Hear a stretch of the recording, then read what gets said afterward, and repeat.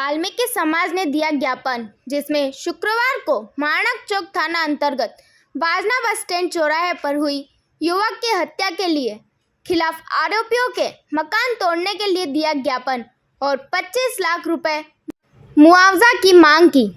शहर में बदमाशों के हौसले इतने बुलंद हो चुके हैं कि आचार संहिता के बीच पुलिस और प्रशासन की सख्ती का भी डर नहीं है। पुलिस प्रशासन राजनीतिक जिम्मेदारी में ज़्यादा व्यस्त है और माणक चौक थाना प्रभारी अपनी जिम्मेदारी से वंचित है। क्षेत्र में कई दहशत का माहौल देखने को मिल रहा है। ऐसा ही मामला रतलाम के इसी शहर के सबसे व्यस्तम मार्ग पर एक बदमाश ने चाकू से हमला कर 23 वर्षीय युवक को मौत के घाट उतार दिया था, जिसमें आज दिनांक को वाल्मीकि समाज द्वारा ज्ञापन दिया, जिसमें हत्या के खिलाफ मुख्य सभी आरोपियों के मकान तोड़ने के लिए दिए गए और 25 लाख रुपए मुआवजा की मांग की। जानकारी के अनुसार शहर के माणक चौक थाना क्षेत्र अंतर्गत बाजना बस स्टैंड से अमृत सागर के बीच एक बदमाश ने सिलावटा का वास निवासी प्रवीण उर्फ पप्पू पिता सुनील 23 वर्षीय पर चाकू से जानलेवा हमला कर घायल कर दिया था, जिसमें घटना को अंजाम देकर हमलावर आरोपी मौके से फरार हो गया।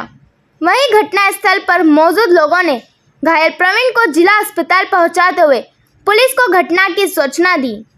मामला जिला मुख्यालय पर 5 दिन पूर्व युवक की नृशंस हत्या में शामिल 5 आरोपी गिरफ्तार हो चुके हैं। पुलिस दबिश में एक आरोपी छलांग लगाने से घायल भी हुआ है। सभी आरोपी ग्राम ईश्वरधुनी हनुमान मंदिर की तरफ खाई से गिरफ्तार किया जाना बताया जा रहा है। घायल आरोपी को उपचार के लिए शुक्रवार दोपहर जिला अस्पताल ले जाया गया था, जहां पर देर शाम हो गई थी। युवक की मौत बता दें कि रतलाम के माणक चौक थाना अंतर्गत सिलावटा का वास बस्ती में रहने वाले प्रवीण उर्फ पप्पू 23 वर्षीय पिता सुनील रानवे की दोस्तों ने हत्या कर दी थी। चाकू मारने वाले दिन रात साथ रहते थे। मृतक के बड़े पापा संजय रानवे ने शंका के आधार पर हत्या करने वाले आरोपियों के नाम पुलिस को बताए थे।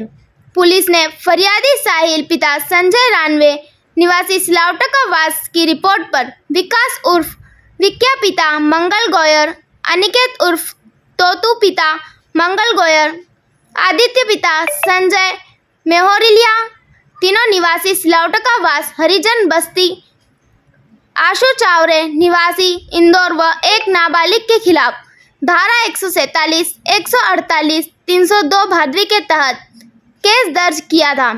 घटना के बाद से आरोपियों की तलाश की जा रही थी। शुक्रवार दोपहर पुलिस ने घेराबंदी कर सभी आरोपियों को गिरफ्तार कर लिया है।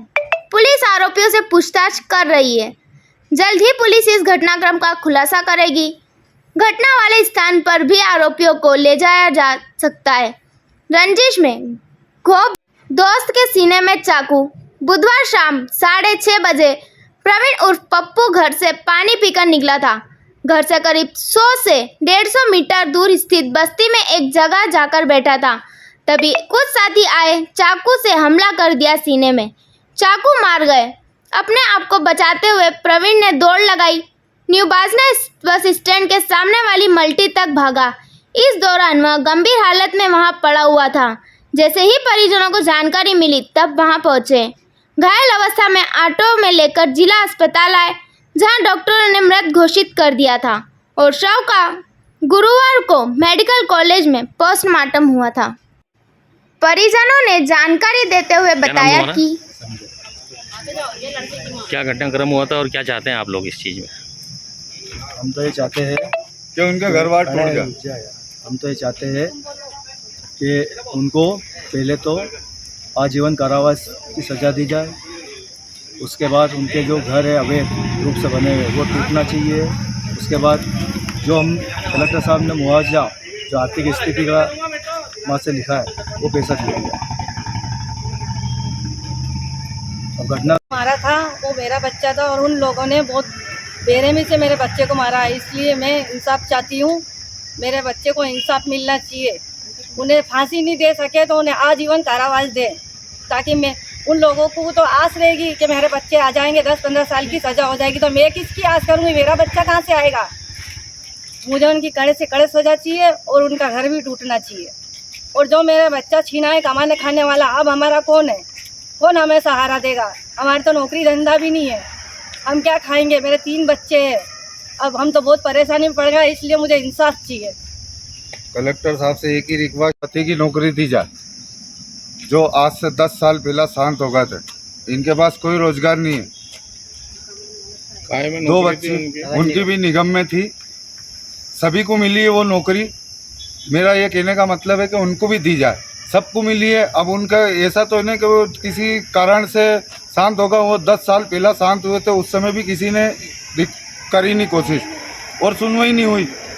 मेरा ये कहने का मतलब है इनका बच्चा कमाने वाला शांत हो गया, 2 बच्ची है इनकी, उनकी शादी सब करना, वो कहाँ से करेगी? हमारा ये कहने का मतलब है कि उनकी रोजगार मिल जाएगा तो वो कुछ कर सकता। अभी तो हमारे खाने पीने की परेशानी पड़ेगी। अब मेरा बच्चा चला गया तो अब हमारे को खाने पीने को कौन देगा? कौन करेगा हमारा? और हमारी एक ही रिक्वेस्ट है कलेक्टर साहब से कि उनके घर बार तोड़ दिए जाए, और एसपी साहब से भी यही निवेदन है कि उनके घर बार तोड़ा जाए, उनके रिकॉर्ड देखे जाए कि उनके रिकॉर्ड में